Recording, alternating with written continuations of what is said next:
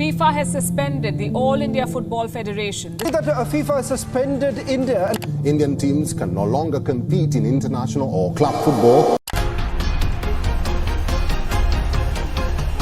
This now could be a chance. It is a turn, and it's there!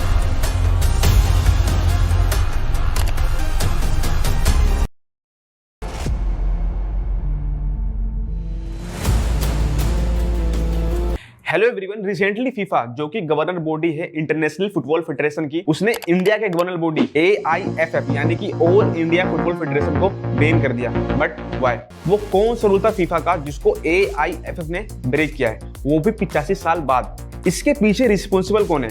क्या India वो first country है जिसने इस rule को ब्रेक किया है? और सबसे इंपॉर्टेंट क्वेश्चन, इस बैन के बाद इंडिया के इकोनॉमी में क्या क्या इफेक्ट आने वाले हैं और ऑल इंडिया फुटबॉल फेडरेशन इस बैन के बाद क्या क्या नुकसान उठाने वाला है। अब ये तो साफ है कि इस बैन के बाद ऑल इंडिया फुटबॉल फेडरेशन किसी भी इंटरनेशनल फुटबॉल चैंपियनशिप में पार्टिसिपेट नहीं करेगा। बट इस बैन को लेकर फीफा से बात चल रही है। इस कंट्रोवर्सी पे बात करने से पहले हम ये जान लेते हैं कि हमारी इंडियन टीम पूरे वर्ल्ड वाइड किस रैंक पर स्टैंड करती है। हमारी इंडियन टीम 211 कंट्रीज में 104 नंबर पर स्टैंड करती है।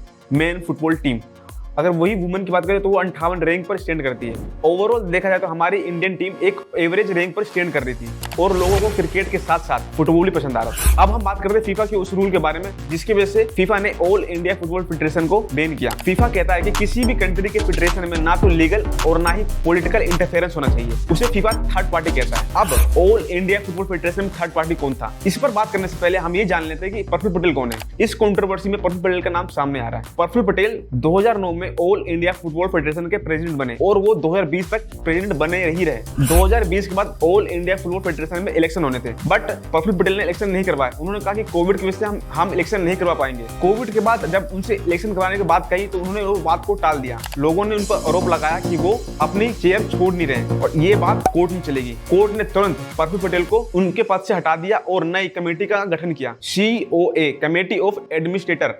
फीफा के रूल के मुताबिक किसी फेडरेशन में ना तो लीगल और ना ही पॉलिटिकल इंटरफेरेंस होना चाहिए। ऑल इंडिया फुटबॉल फेडरेशन में COA थर्ड पार्टी मानता है फीफा। इस वजह से फीफा ने ऑल इंडिया फुटबॉल फेडरेशन को बैन कर दिया। इस बैन के बाद ऑल इंडिया फुटबॉल फेडरेशन को क्या क्या लॉस होने वाले हैं। फर्स्ट, रिसेंटली फीफा ने अनाउंस किया था कि अंडर 17 वुमेन वर्ल्ड कप होने वाला है और उसे इंडिया होस्ट करेगा। बट इस बैन के बाद इंडिया इसे होस्ट नहीं कर पाएगा। सेकेंड, सितंबर में हमारे इंडियन टीम वियतनाम और सिंगापुर से इंटरनेशनल मैच करने वाली थी, बट इस बैन के बाद वो भी नहीं कर पाएगी। थर्ड और सबसे इंपॉर्टेंट, फीफा अपने नेशनल मेंबर एसोसिएशन को फाइनेंशियली हेल्प करता जो कोविड पैंडेमिक में इफेक्ट हुए थे और इसका benefit all India football federation को भी मिल रहा था। बट इस बैन के बाद ऑल इंडिया फुटबॉल फेडरेशन को एनुअली $5 लाख का नुकसान होने वाला है। अब हम बात करेंगे इस बैन के बाद इंडिया के इकोनॉमी में क्या क्या इफेक्ट पड़ने वाला है। फीफा ने जब अनाउंस किया था कि वो under 17 women world cup India में करेगा तो इंडिया ने इसके टिकट सेल करने भी स्टार्ट कर दिए थे। बट इस बैन के बाद वो सारा लॉस इंडिया को होने वाला है। अगर under 17 women world cup India में होता तो इंडिया के ट्रेवल एंड टूरिज्म सेक्टर को भी ग्रोथ मिलता। अभी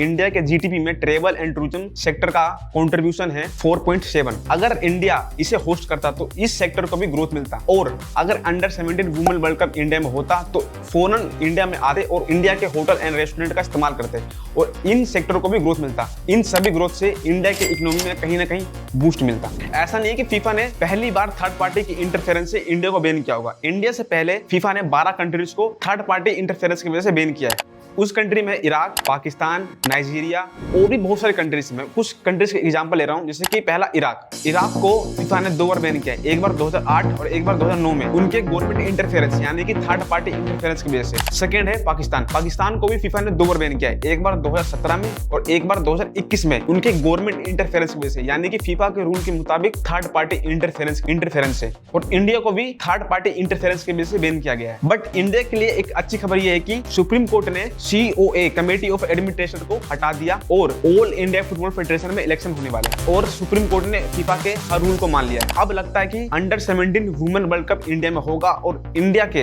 इकोनॉमी और ऑल इंडिया फुटबॉल फेडरेशन जितने भी लॉस होने वाले थे वो अब नहीं होंगे। तो फ्रेंड्स, कैसा लगा ये इंफॉर्मेटिव वीडियो? अगर इंफॉर्मेटिव लगा हो तो मुझे सपोर्ट करने के लिए मेरे यूट्यूब चैनल को सब्सक्राइब कर सकते हैं और अपने फ्रेंड के साथ में शेयर कर सकते हैं। Thank you for watching.